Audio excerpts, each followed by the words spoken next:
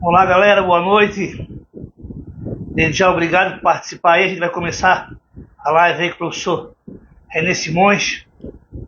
Como é que tá o meu som aí? Tá tudo bem? Vou esperar vocês entrarem então.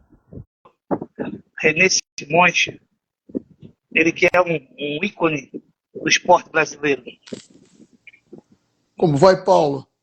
Professor René, boa noite. Tá me ouvindo bem, Tudo bem? professor? Estou ouvindo bem, muito bem. Professor, desde já, obrigado aí por o senhor aceitar o meu convite e saiba do carinho que eu tenho pelo senhor desde que tive poucos meses de convivência com o senhor no Figueirense em 2015. E desde já perguntar, tá com saudade de Florianópolis, professor? Entrou o Andrei aqui, jogador do Curitiba, cracão de bola, cara. O cara joga muito. E gostei muito. Florianópolis é uma cidade, eu tenho familiares lá. A minha madrinha de batismo mora em Florianópolis. Eu tenho vários amigos lá, né? Cleusa Dávila, Roberto Dávila, muita gente, muita gente. E, e aí não tem jeito, eles vão falar sempre do Neymar, né? É E mesmo, é mesmo. Aí não tem como fugir. mandar um abraço pro Andrei, parabenizar o Curitiba pela vitória de ontem, pela liderança do Campeonato Paranaense. E ontem ainda fiz uma postagem, Paulo, e foi mal interpretada a postagem, porque eu disse que os campeonatos estaduais só servem para mandar os treinadores embora. Aí o pessoal disse, Ele não, permitiu. mas você está contra os campeonatos estaduais? Eu confesso que uma época, sim, eu fui contra, mas agora eu não sou não. Primeiro pela rivalidade, porque é um barato, né? Você, Coritiba e Atlético, essa rivalidade ali, né? O Vasco e Flamengo, Palmeiras e o Corinthians, Fluminense e Botafogo, essa rivalidade. Você trabalha do lado, porque você trabalha no Rio de Janeiro, por exemplo. Ninguém ali, a não ser que seja eu, né, vai torcer para o Coritiba. Então ele vai torcer para o Flamengo, para o Vasco. Então, eu acho que isso faz bem. Além disso, o número de possibilidades que você permite a jogadores, né, terem a possibilidade de se mostrarem como grandes jogadores, saíram dos clubes pequenos do Rio de Janeiro e de todos os lugares. Mas estou aqui à tua disposição. Obrigado, professor. Professor, antes de começar, eu queria me apresentar para a grande massa aí que está nos assistindo. Eu sou o Paulo Rodrigues, moro em Florianópolis. Tive a oportunidade de trabalhar com o professor René Simões em 2015 no Figueirense, Campeonato Brasileiro de Série A.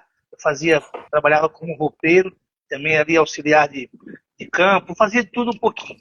E hoje faço parte da equipe de esporte da Rádio Guarujá, aqui de Florianópolis, sempre envolvido com o esporte, passei por 4 países trabalhando, só que o futebol ele vai nos desiludindo, né, professor? Então, aquela situação de não recebe em dia, sabe que o roupeiro é algo que menos recebe, né? Então, o futebol tem disso, né, professor? Então, infelizmente, eu preferi, ou felizmente, né, eu preferi encerrar, mas sigo no esporte, sigo na comunicação, e sempre lhe acompanho, falo muito bem do senhor para todo mundo que aprendi muito com o senhor em pouco tempo. O senhor é uma pessoa que nunca perdeu a educação para dar uma bronca, sempre uma pessoa muito correta, sempre uma pessoa muito inteligente, né? E admiro bastante, tenho certeza disso, professor. Obrigado. Eu faço mentorias, né? E às vezes eu faço mentorias com jogadores que pararam, ou alguns que nunca começaram e querem ser jogadores, e depois alguns que querem estar dentro do futebol. Eu disse: olha, o futebol é um grande edifício. Lá na cobertura, com suítes, com piscina, com sauna, lá estão os jogadores. No andar de baixo, você vai ver os treinadores, depois você desce um pouquinho mais, você vê o pessoal da comissão técnica.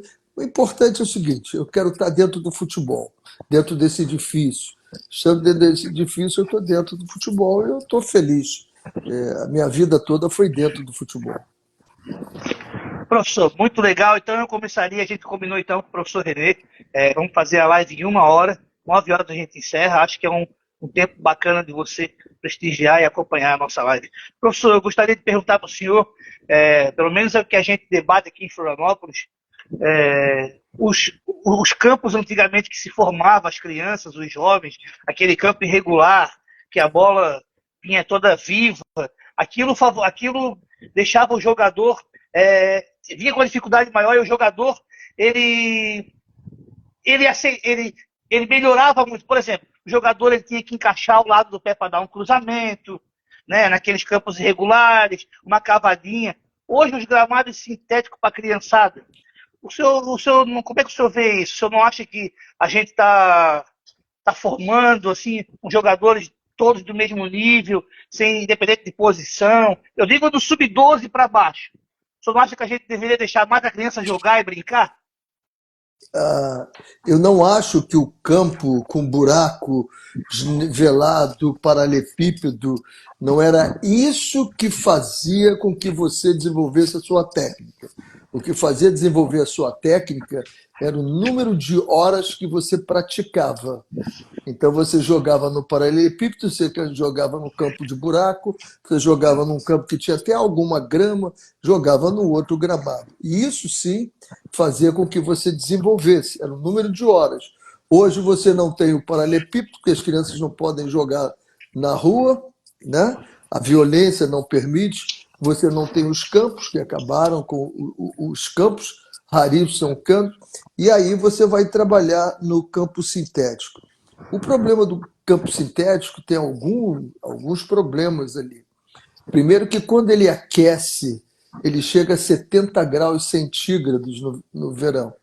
E aí você está pisando com a sola do seu tênis e às vezes você não consegue ficar ali, porque esquenta de tal forma que vai dar bolha no seu pé. Não é o pior problema a bolha no seu pé. O problema maior é que você está com suas terminações nervosas numa temperatura que não vai fazer nenhum benefício para você. Imagine você botar uma placa de 70 graus na sua cabeça. Que benefício vai fazer você? Imagine você estar com o seu pé, onde você tem todas as terminações nervosas de todo o teu corpo a 70 graus ali. Isso é um perigo muito grande. Há a formação muito pasteurizada, né, que é tudo, quase todo mundo igual, é que a gente está proibindo as crianças de se divertirem. E o divertimento delas é o drible, é a brincadeira, é você ludibriar o outro com a bola, enganar, né? E isso sempre foi muito forte no futebol brasileiro. E aí nós estamos toca, toca, toca, toca. Esses dias eu vi o treinador da seleção argentina, principal campeão do mundo, ele dizendo que ele estava horrorizado porque o sobrinho dele foi para a Itália com 12 anos e lá é tudo mecanizado, né? Tudo mecanizado. Ele dizendo, eu quero o meu sobrinho driblando, brincando. Esses dias eu estava em São Paulo, eu estava aí em São Paulo, estava dando uma malhada na academia, encontrei um médico, Gaspar, e ele disse, pô, eu tenho um neto de 9 anos, será que não dá para você indicar ele para ir para um clube? Eu disse, eu conheço todos, o pessoal da base, todos os clubes de São Paulo eu conheço. Todos eles que você quiser, eu conheço. Agora, não vou indicar, não. Porque eu acho que 9 anos ele tem que estar brincando, cara. Deixa ele brincar. Ele está numa escolinha. Eu disse, deixa ele na escolinha, deixa ele brincar. O problema é que o filho chega em casa e o cara pergunta logo, né? Quantos gols você fez, você ganhou.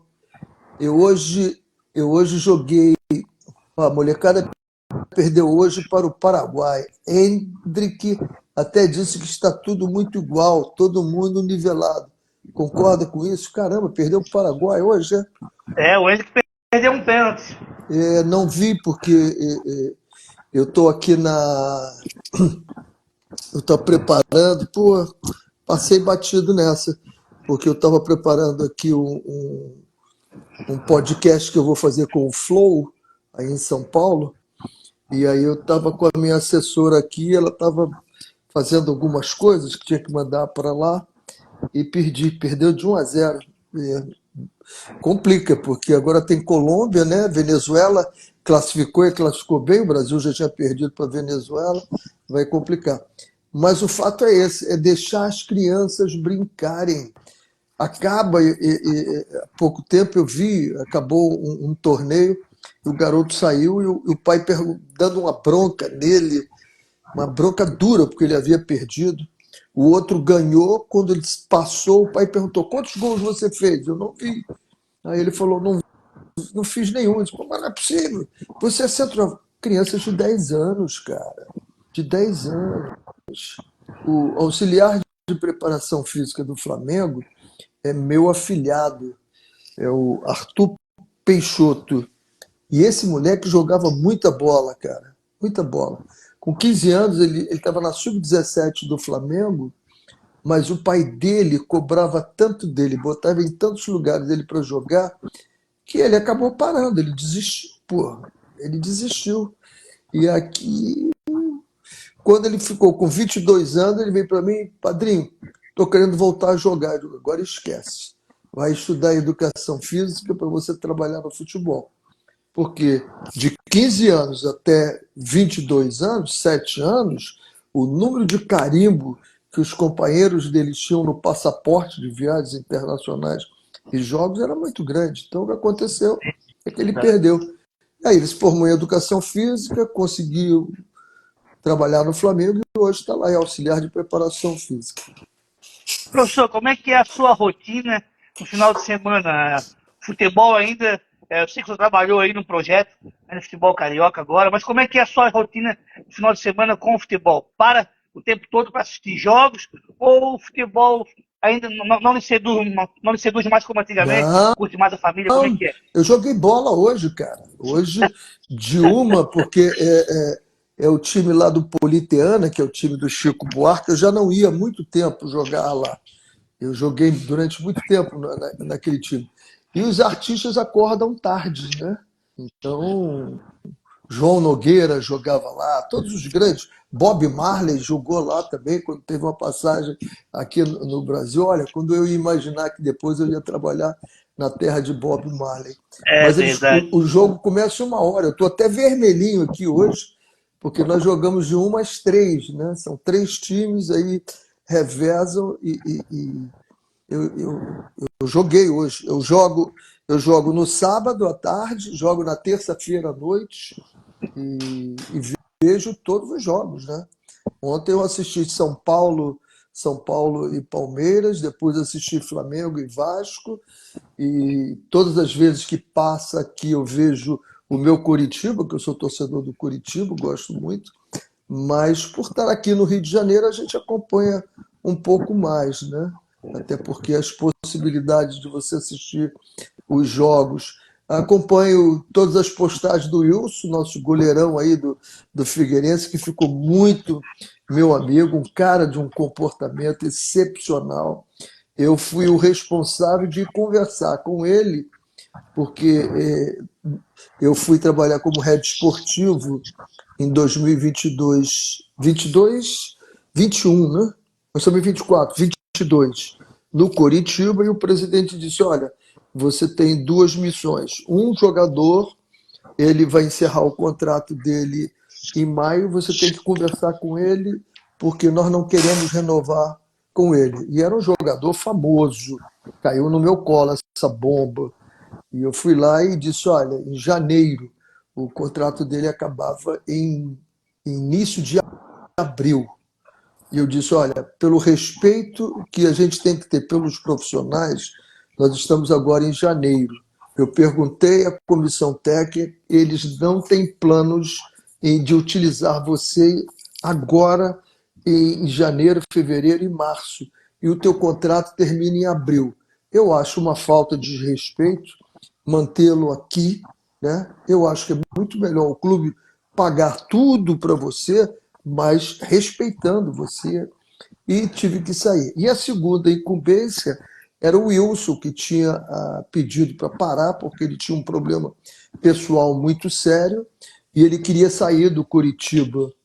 E ninguém queria que o Wilson saísse, muito menos eu, que não tinha trabalhado ainda com ele. Eu disse, pô, vou ter o prazer de trabalhar com o Wilson, né? Aí tive que sentar com ele e dizer, olha, a minha incumbência é o seguinte, o que for melhor para você, eu quero fazer. Eu quero fazer. E aí fizemos um acordo que ele achou que ficava bom e ele acabou saindo, né, e foi resolver a vida dele, acabou indo para o Figueirense, que ficava mais fácil para ele resolver os problemas que tinham. Eu lamentei, mas o clube acabou entrando numa recuperação judicial e o acordo que foi feito com o Wilson, não sei nem se já foi pago, mas vai ser pago. O Curitiba é um clube que honra tudo aquilo que ele se compromete, ele honra. Mas eu tive o prazer de trabalhar com esse cara. Esse cara é fantástico, é fantástico.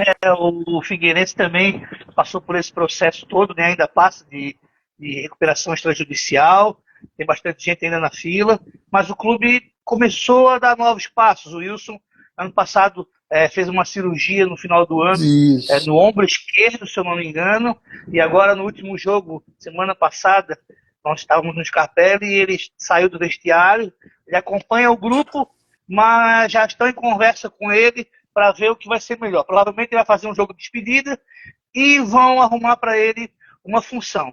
Mas quem está aqui também é o Marco Aurélio Cunha, deve ser seu amigo também, né? Uhum. O Marco Aurélio Cunha já falou para a imprensa que não é assim dar um cargo para ele, botar ele no 17, no 15, não é assim.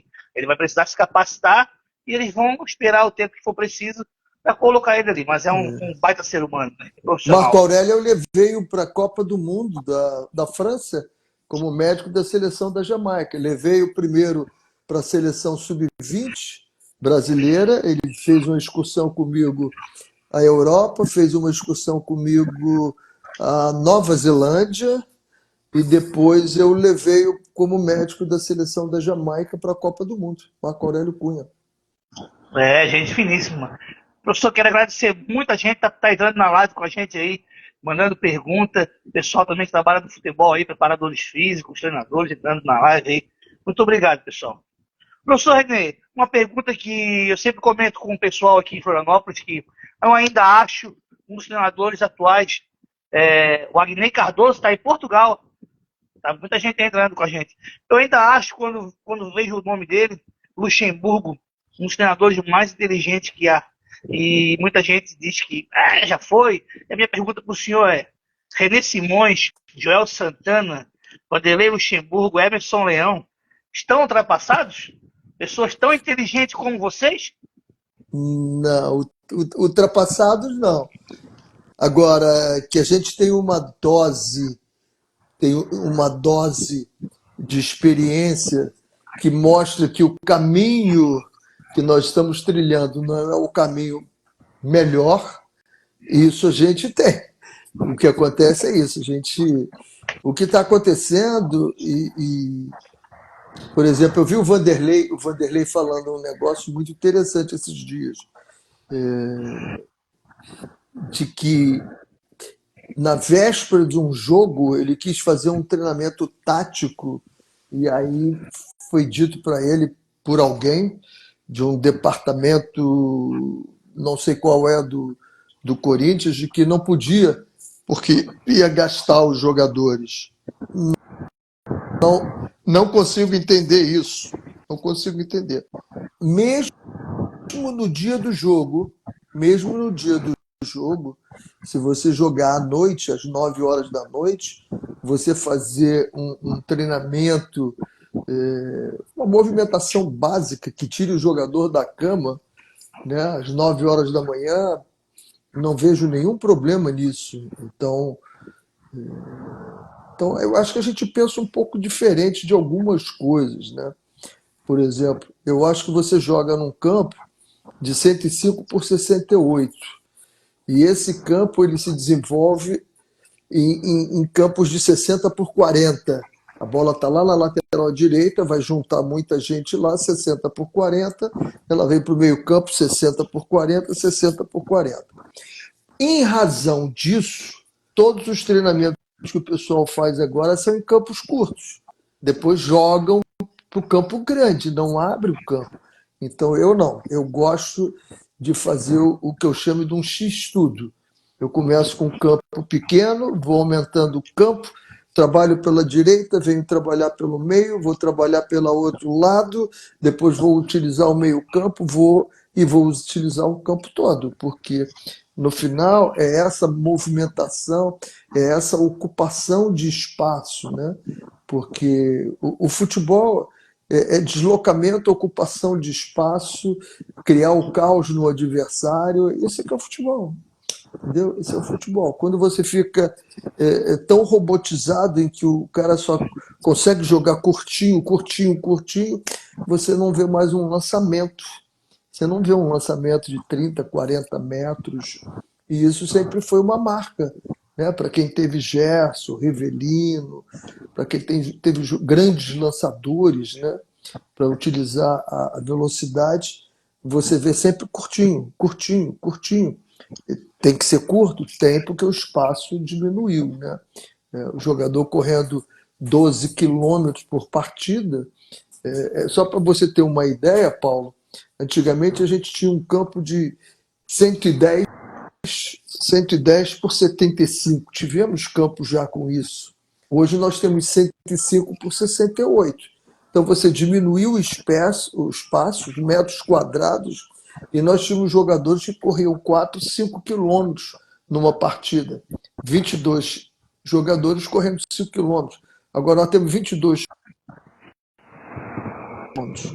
Isso quer dizer que você não tem mais 22, você tem 44 jogadores correndo num espaço, uma metragem menor. Então, o esbarrão, o encontro, a velocidade, o cognitivo, a tomada de decisão, tudo tem que ser mais rápido. Mas isso você continua jogando em 105 por 68. Então é preciso que você trabalhe nessa condição. E o drible, né? Para mim, fundamental é o drible. Se você tem quem drible, valoriza, porque ele quebra qualquer esquema tático adversário, é o drible. É igual o dominó, vai quebrando uma peça e vai embora. Ele driblou um, desmontou alguma linha. Desmontou alguma linha, você vai encontrar espaço. O senhor sabe que eu faço podcast aqui em Florianópolis e fiz um com o Marquinhos Zagueiro. Ele até fez parte do nosso time do Figueirense. Isso. Passou pelo Corinthians, mas ele estava com lesão na sua época. Tinha lesionado, se eu não me engano. Mas o Marquinho, ele virou treinador de futebol, né? Ele está aqui nas categorias de base de um clube aqui em Florianópolis. E ele fez uma pesquisa naquele timaço do Barcelona, com o Iniesta, Xavi, aquela turma toda. O jogador que mais tocava na bola, o tempo total do jogador que mais tinha bola em uma partida era de 4 minutos. Então, você imagina que 86 minutos ele não tem a bola no jogo. Então, isso é um dado sensacional. Olha, né, Paulo, 4 minutos é Maradona, Zico, Zidane, esses aí, porque a média mesmo do jogador é 2 minutos, né? O contato hoje em dia está dando 2, 3 segundos cada vez que ele toca na bola. 2, 3 segundos. Então, é você entender os dois momentos do jogo, né? O primeiro momento, eu tenho a bola, pouco tempo, e o segundo momento, eu não tenho a bola e é muito tempo. Então, a inteligência do jogador tem que saber fazer, mapear esse campo todo. Nós estamos aqui com o João Marcelo, oficial. Foi meu zagueiro em 1989 no Bahia. A gente está falando dos trabalhos analíticos. Zagueiro tem que botar bola para ele cruzar, para ele rolar, corre para trás, corre para frente, desloca, faz. E o tempo todo, só naquele trabalho curtinho, não dá, amigo. Tem que botar ele para trabalhar lá dentro da área e cabeceou, sai até a linha da primeira área, sai até a segunda linha. Isso tem que ser absolutamente treinável. Isso é treinável e tem que ser. Professor, depois, se tu quiser, no final, a gente passa aqui pelas perguntas dos internautas, para ver se a gente consegue achar. Tem muita pergunta bacana Tem. aí do nosso pessoal. Quem trabalha comigo aqui em Florianópolis pediu para eu encaminhar um abraço para o senhor. Acho que nem sou capaz de não lembrar mais dele. Décio Antônio foi seu jogador no Claro, Vitória de Guimarães, claro que lá lembro. em Como é que eu não Portugal. lembro? Foi pouco tempo que quando ele chegou eu saí. A história do Vitória de Guimarães é muito interessante, cara.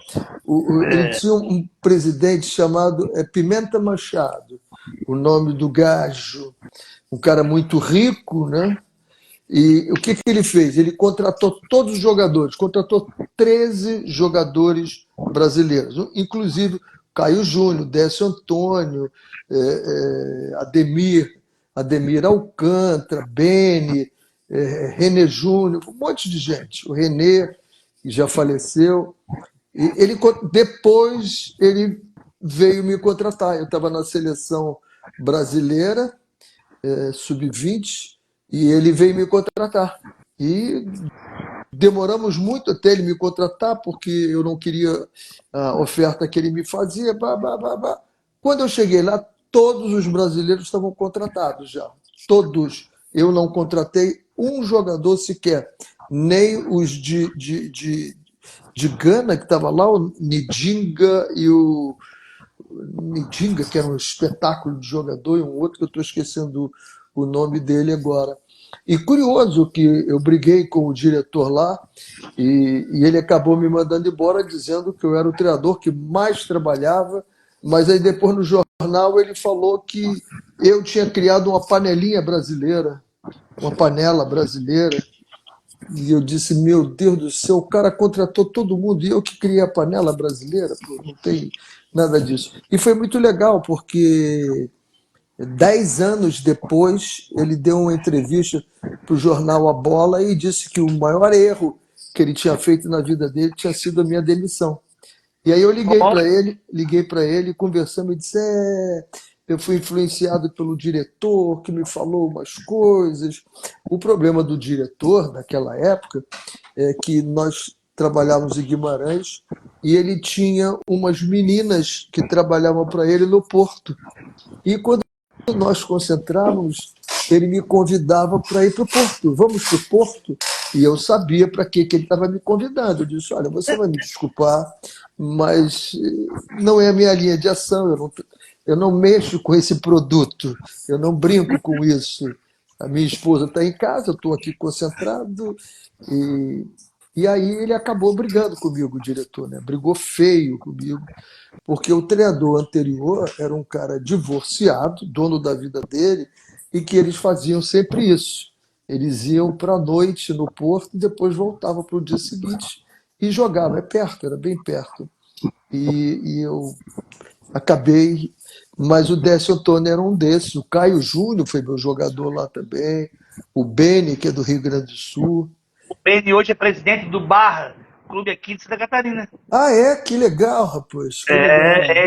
E possivelmente daqui a algumas rodadas eu vou estar com ele e vou falar Mande um disso para ele. grande Ele é abraço. muito Algum tempo amigão que do eu não Décio. falo com ele. É. Isso. Professor, e hoje coloquei até buscando informações, né? Às vezes uma curiosidade ou outra sua. A gente coloca no Google René Simões hoje, repercutiu bastante o podcast que o senhor fez lá com o Getúlio Vargas, e uma das repercussões é a crítica em cima da Pia, treinadora da seleção brasileira feminina. Então eu queria que o senhor resumisse ou que o senhor falasse um pouquinho da sua opinião ali em relação talvez um erro no trabalho dela, ou talvez alguma coisa assim. Eu não chamo isso de erro. Eu chamo, primeiro, que nunca se deu. A CBF dá condições hoje em dia a qualquer seleção. Uma seleção sub-13, uma seleção sub-15. A CBF tem um trabalho fantástico hoje de apoio a tudo o que você imaginar de melhor, você vai ter na CBF. Da seleção principal, qualquer um. Da seleção dos homens, da seleção das mulheres, você vai ter tudo, excepcionalmente bem feito na seleção. E eu acho que ela fez o que ela sempre fez, o jeito dela. Ela mete 2 linhas de 4, né? Duas linhas de quatro e duas na frente. E nessas duas da frente, uma, na minha visão, tinha que ser a Marta. Exatamente como faz o Messi. Não inventa nada, simples. Como joga o Messi. Como é que o Messi joga? O Messi é o segundo homem lá na frente. E às vezes o que é o cara que é mais centroavante, mais agudo, ainda volta mais atrás do que ele. Ele fica num espaço ali, sempre procurando um espaço vazio para jogar. E eu achava que esse espaço tinha que ser da Marta. E na Olimpíada, a Marta fez a linha de quatro pelo lado esquerdo. Essa linha de quatro, tinha duas na frente. Esse é o primeiro ponto. O segundo ponto, se ela não quer colocar a Marta, tem que botar uma centroavante com experiência. E eu não sei o que, que houve entre ela e a Cristiane, que ela não levou em momento nenhum a Cristiane. Cristiane ainda ontem fez jogo. Ontem, foi ontem. Ontem foi domingo. Fez gol pelo Flamengo, está jogando aqui no Flamengo contra o Fluminense. E continua jogando, jogando bem. Para uma Copa do Mundo você leva 23 jogadores, você vai usar 17, 18. Se você passar a primeira fase muito bem, que o terceiro jogo você bota todo mundo, que não importa o resultado, aí você até usa mais, mas normalmente você usa 17 jogadores. Então levou 23, leva, ia fazer bem o grupo, em determinados momentos ela ia jogar, a Cristiane ia jogar, mas ela levou algumas jogadoras que não tinham nenhuma experiência de jogar pela seleção brasileira, quiçá uma Copa do Mundo, que aí é muito pesado, cara. É muito É pesado. verdade. Todo mundo acha jogar uma Copa do Mundo é a mesma coisa que jogar um campeonato. Bota diferença nisso, amigo. É muito diferente. É muito peso. Muito peso. Professor, já aproveitar que o senhor tocou na palavrinha mágica, Copa do Mundo, seleção brasileira masculina. Podemos conquistar a sexta Copa, professor? Nós estamos indo num nível para baixo ou os nossos adversários, por exemplo, nós não somos mais favoritos contra a Croácia, Bélgica? O que está acontecendo, professor? E há muito tempo que a gente não ganha uma europeia, né? Na Copa do Mundo. O nosso intercâmbio está muito dificultado, né? Porque eles puseram a, National Leagues. puseram a Liga de Seleções lá, né? Então você tem essa dificuldade de ter uma seleção que não esteja jogando para jogar contra nós. E quando eles aceitam, eles dizem para você assim: legal, eu aceito, vem aqui, vem à Europa. E essa de você ir à Europa, o que, que aconteceu? Foi nos distanciando da nossa amarelinha, o que dizia o Zagallo. Foi nos distanciando. Lamentavelmente, agora que nós tivemos a chance de nos aproximar nos jogos aqui, nós perdemos os jogos. Então, isso foi muito, muito, muito ruim para a seleção. Eu acho que a gente está vendo uma safra aí muito boa, mas a gente tem que ter muito cuidado para que essa safra resgate esse amor por jogar pela seleção. Jogar pela seleção tem que ser alguma coisa extra. O que, que acontecia antigamente? O cara queria jogar pela seleção porque era uma forma dele ficar famoso, né, de ser conhecido e ser vendido. Não, ele agora já é vendido muito cedo, por muito dinheiro, e todos vêm com muito dinheiro no bolso. Você fala com todo jogador que vem apresentado pela seleção, ele não tem menos de 10 milhões no banco, não tem menos do que isso. Então, quando você conversa com um cara que tem muito dinheiro, você tem que saber o que vai fazer o olho dele brilhar, né? O que vai fazer o olho dele brilhar? Porque quando você conversa com um jogador que não tem dinheiro, quando você fala de dinheiro, de casa, de carro, ajudar a mãe dele, ajudar o processo da família dele, o olhinho dele brilha e ele morre dentro de campo.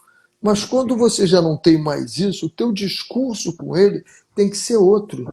Qual é o legado, né? o que você quer para o seu país, o que você quer ajudar a sua a comunidade, onde é que você vai ajudar fazendo um centro de educação, um centro de esporte, de lazer. Então, tem que ser conversas diferentes para que você motive esse jogador. E, e aí vou te dar o Jesus, né? Esqueci o primeiro nome dele, Jesus, que tá no Arsenal agora. Gabriel Nossa, Jesus. Gabriel Gabriel Jesus. Jesus. Isso. E aí todo mundo diz assim, não, ele é convocado porque é empresário. Eu, peraí, o empresário quer que convoque o Gabriel Jesus para quê? Vai valorizar? Ele vai ganhar mais dinheiro? Não. Quem convocou foi o treinador. Eu não entro nessa de que quem convoca é empresário. Eu não acredito que Tite, com a seriedade do Tite, Filipão com a seriedade do Filipão, só para falar os mais recentes, né? O Tite, Fernando Diniz, Dorival. Você acha que esses camaradas ilibados como são vão contratar porque é de empresário? Não, não. Você tem as suas preferências. Se eu perguntar para você, você faz o seguinte: eu vou fazer um teste para todo mundo que está nos vendo aqui. Junta cinco amigos. Não vou botar nem 10, vou botar 5. Junta aqui e pede para cada um escolher 22 nomes de 22 convocados. Eu duvido que 3 listas sejam iguais. Eu duvido. Não vão ter 3 listas iguais. Verdade. Então, o que acontece? A lista do treinador vai ter que desagradar muita gente, porque não é igual a de todo mundo, mas é a lista dele.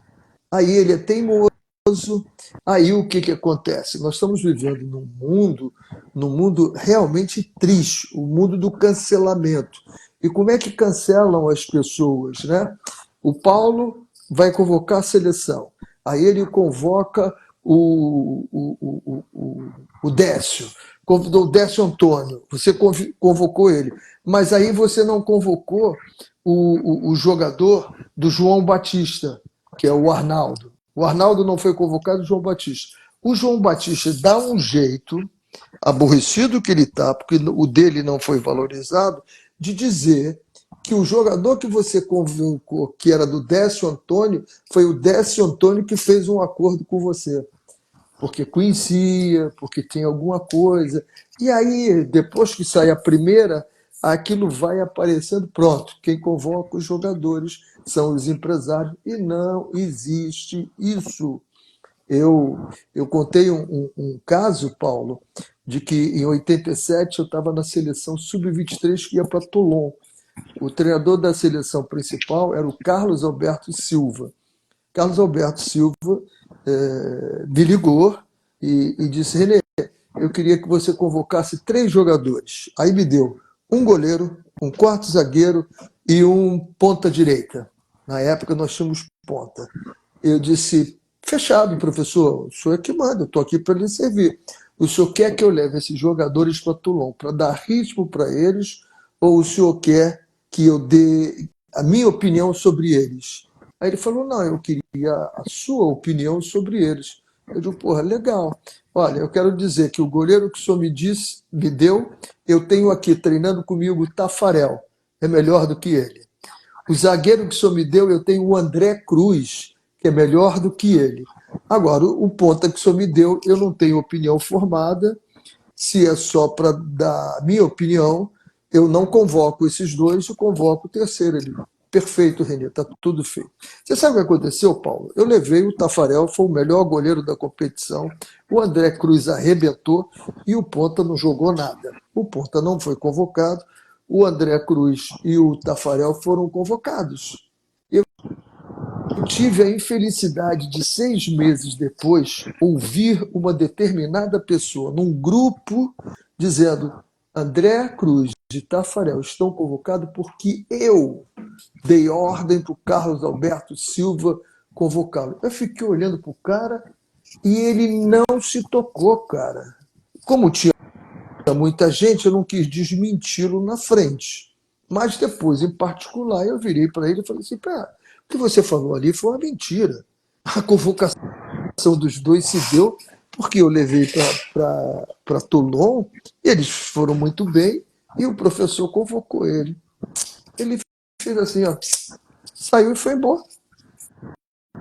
Passou para todo mundo que o Carlos Alberto Silva tinha convocado os jogadores, porque esse cara disse para ele convocar.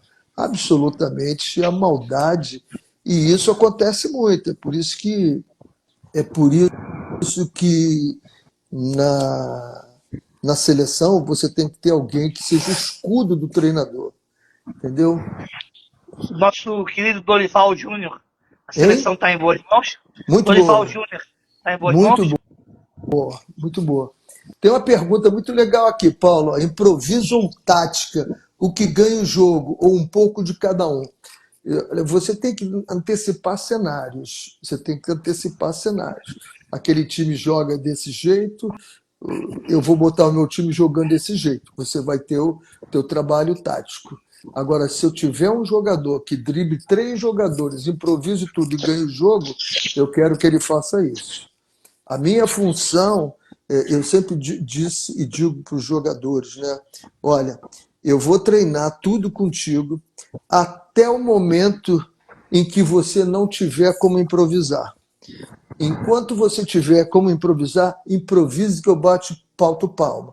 Agora, se o que você estiver improvisando não estiver dando certo, faça o que nós treinamos. Porque aí você tem o que fazer.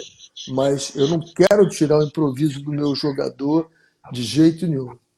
O senhor sabe que essas andanças da bola, aquela era do Mourinho, né? Formou muito treinador, muita gente estudou para ser treinador.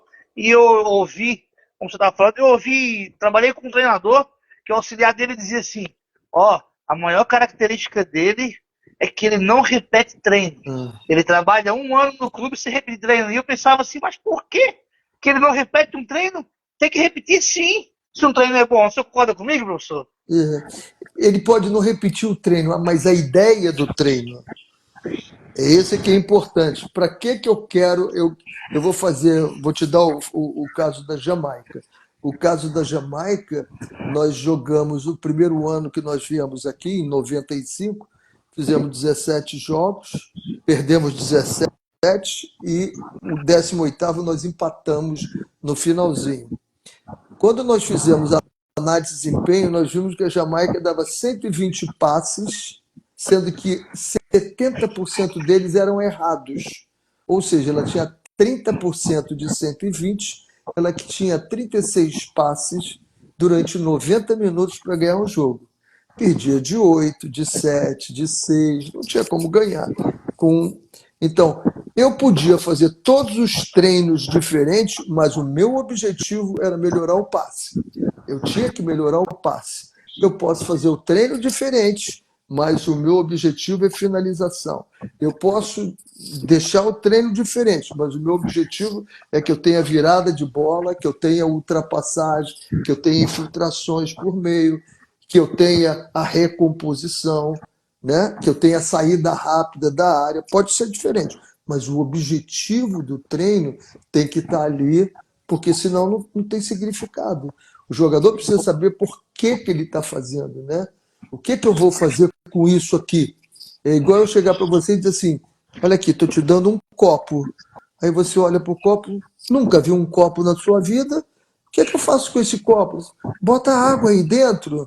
Agora você pode botar de uma garrafa, você pode botar de uma chaleira, você pode botar de um bule, você pode botar de um balde, você pode botar, mas ele sabe que isso aqui é para ter água e é para ele beber. Professor Cláudio Germano mandou, taticamente, qual a diferença entre a América do Sul e Europa? Taticamente, eu não vejo essa diferença, não. O que eu vejo é a intensidade do jogo. É a intensidade do jogo. Eu nunca vi, por exemplo, taticamente, você botar um time jogando com 1-2-5-2, por exemplo. Não vejo. Vai jogar exatamente como ele joga. Ou vai fazer o 3-5-2, 3-4-3, vai fazer tudo exatamente igual. O que eu vejo é a movimentação e a intensidade. A intensidade nossa aqui é muito baixa, cara. É muito baixa porque o jogo não corre. Isso é questão de Procon, cara. O torcedor paga para 90 minutos e recebe 50 no máximo de jogo, de bola correndo. O goleiro tem cãibra. No Brasil, o goleiro tem cãibra. É inadmissível. Médico entra 2, 3 vezes para atender o seu goleiro quando está ganhando o jogo. Entra o médico, o massagista, a maca.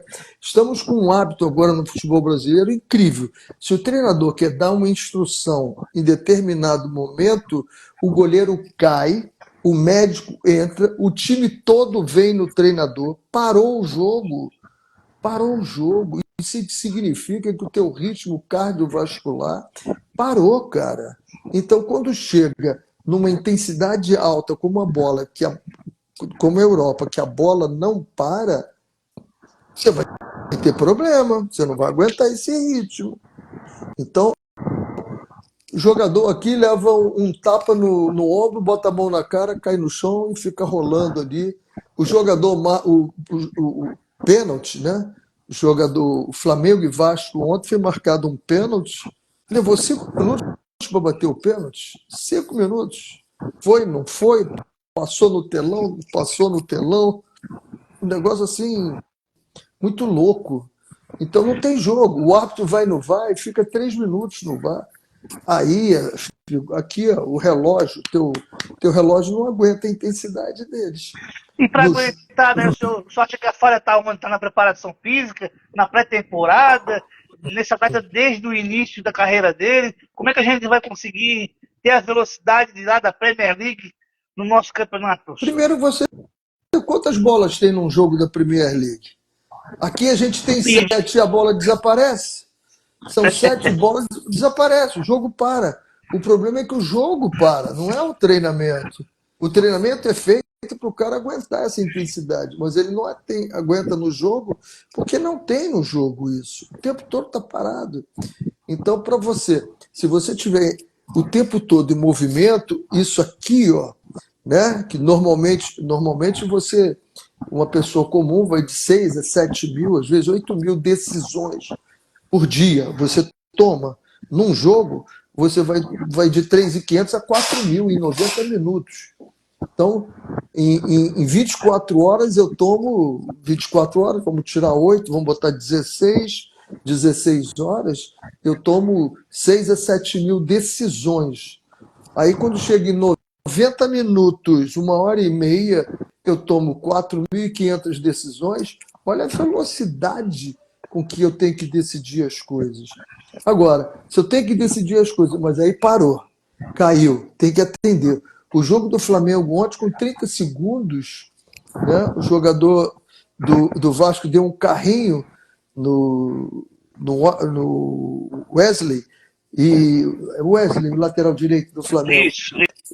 E aí ficou parado ali 4 minutos. Na segunda bola, deram um carrinho no jogador do Vasco lá na ponta, ficou parado mais 2 minutos. Então o jogo não começou ainda não aqueceu. E na Europa você não vê isso. Você não vê isso. Então a diferença é muito grande. Professor Renê, muito legal, a gente está nos últimos 10 minutos aqui, muitas perguntas, vamos dar uma olhadinha aqui, ver se a gente consegue. Aqui do Professor, por que a Jobson. seleção... Vai. René, vi que o Jobson está jogando na Várzea e ele disse que agora tomou juízo. Creio que ele deu muito problema. Foi um craque perdido para a noite. Foi um craque perdido. Eu digo isso com toda tranquilidade, porque ele jogou comigo no Bahia e no Bahia eu não fui amigo dele, porque eu encobri algumas coisas que ele fez, eu estava encobrindo até um ponto que ninguém aguentou mais, nem os jogadores, eu tive que mandar ele embora. No Botafogo, eu não encobri. Eu disse para ele, você é seu amigo, hein? Teve um jogo que ele falou que estava sentindo a perna e tal. Nós tiramos ele do jogo antes do jogo. 10 dias depois veio a mesma história. Eu disse, vai para o jogo. Não, mas eu estou com a... Vai para o jogo. Vai tratar na concentração e vai para o jogo. E ele foi para o jogo. Ele fez 2 gols e deu uma assistência. Aí eu tirei ele 5 minutos antes e botei ele sentado do meu lado. Ele parecia um siri na lata. agoniado, até que saiu o resultado do exame antidoping e ele não estava no doping. Aí ele se tranquilizou. No dia seguinte eu chamei ele e disse, viu como é que eu sou teu amigo? Ele, como assim? Se você tivesse sido pego, ia acabar. Aí ele parou de, você quer ajuda? Ele, quero. Eu peguei o meu mental coach, Paulo Serrano, e botei trabalhando com ele. Ele estava demais, cara, demais. Quando chegou na final do campeonato estadual, no Carioca, arrumaram um jeito da FIFA vir com uma punição e tiraram ele, deram 4 anos dele. Ali nós perdemos os jogos, porque no Botafogo a gente estava ganhando a batalha. Ele tinha largado os amigos todos, ele estava muito bem. Aí perdemos a batalha porque a FIFA deu 4 anos dele. Professor, muito legal. Tem muitas perguntas aqui. Vamos lá.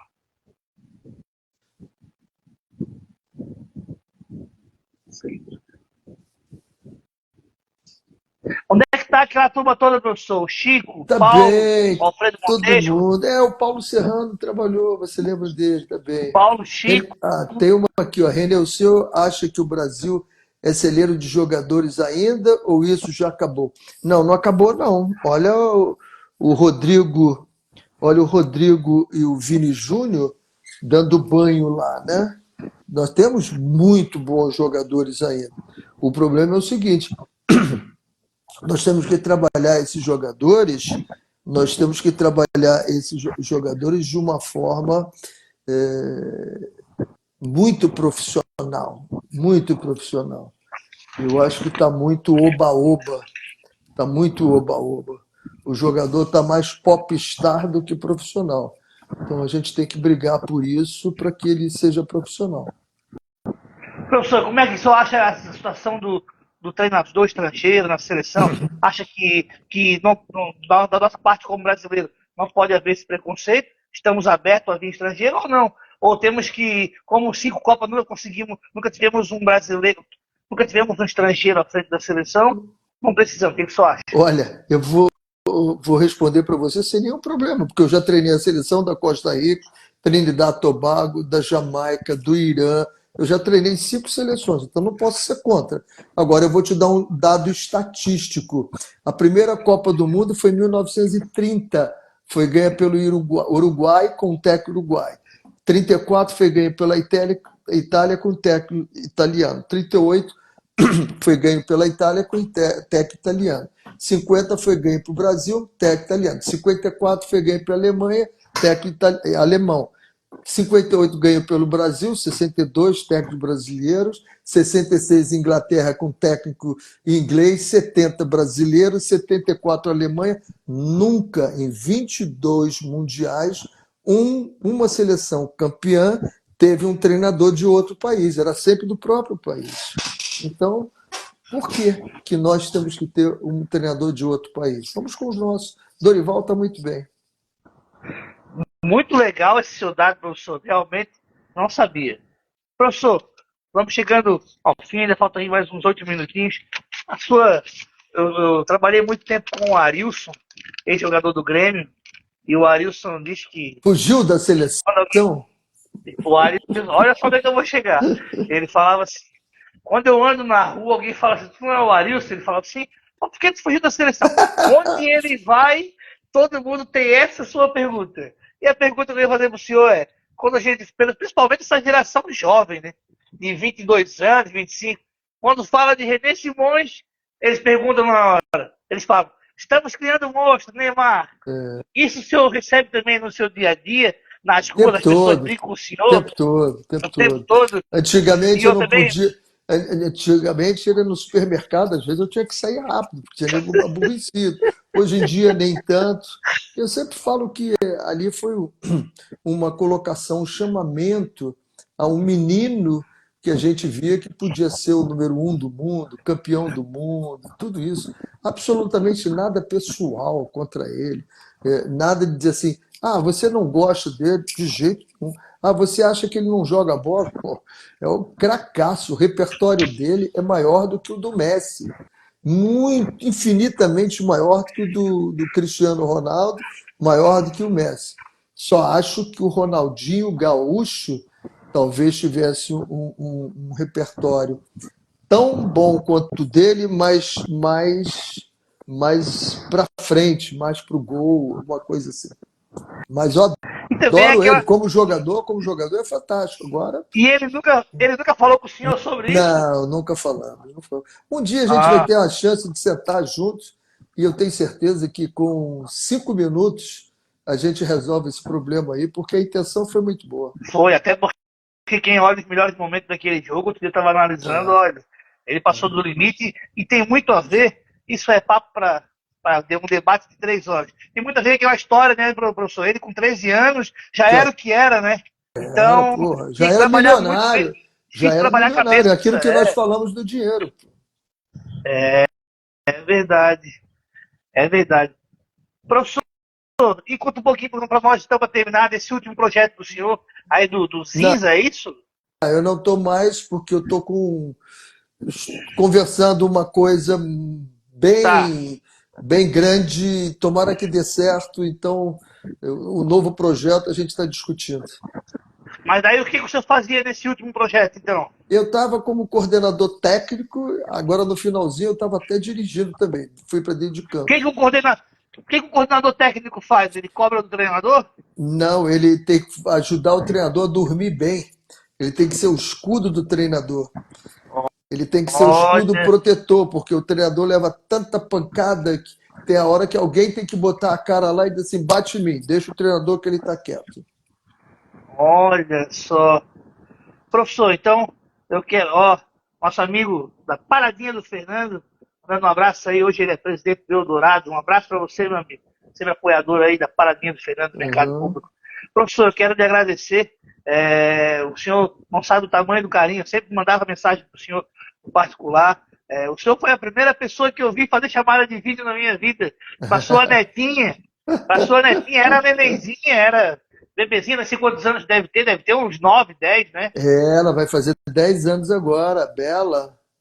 Isso, e aí eu vi, mas tive o prazer de trabalhar com o Que senhor, acompanhar o senhor no bom, dia a dia, montar um campo, dar uma pré-eleição, muito legal mesmo, né, professor? que legal, Paulo. E está chegando muitas perguntas aqui para Que nós, então. Então vamos só para a bom. última, então. Renê, já recebeu algum momento, uma carreira, um convite do Corinthians? Não, na carreira recebi, mas eu tinha uma coisa que eu nunca larguei um clube, sabia? Eu nunca larguei um clube. Então, eu tive convite de Palmeiras, Atlético Mineiro, de Flamengo, de Corinthians, e eu nunca larguei um clube que eu tivesse contrato. Eu sempre dizia, vai lá e conversa com o meu presidente. Se ele disser que eu posso ir embora, eu vou. O senhor trabalhou no Flamengo também? Trabalhei em Aberta? 2000. Olha só, que legal. Professor Renê, então eu combinado não sai caro. A Isso gente aí. combinou com o senhor, a gente combinou com o senhor 1 hora de live. Eu quero agradecer imensamente que o senhor aceitou o meu convite. Então eu quero cumprir com o meu combinado com o senhor, dizer que foi uma honra. A live vai estar gravada no meu Instagram e desejo todo o sucesso do mundo para o senhor. E quando vir a Florianópolis, não esquece de mandar uma mensagem que eu vou ao seu encontro dar um presente. Um beijo grande, Paulinho, que todo mundo seja abençoado e que a gente sabe que nós estamos aqui para viver uma vida em abundância, né? Mas ele disse, olha, na vida tereis aflições, mas tem de bom ânimo. Então, é para ser abundante, mas de vez em quando nós vamos ter os nossos problemas e vamos ter o bom ânimo, porque ele venceu o mundo. Pessoal, então esse Renê Simões, fique ligado nos próximos dias, o homem está aí no Flow Podcast. Um abraço, professor Renê, Legal, tudo de bom. direto do Paulinho para o Flor, olha que legal. É verdade, essa daí eu gostei. Obrigado, professor, uma boa noite. Bem, pessoal, muito obrigado então a todos vocês que participaram.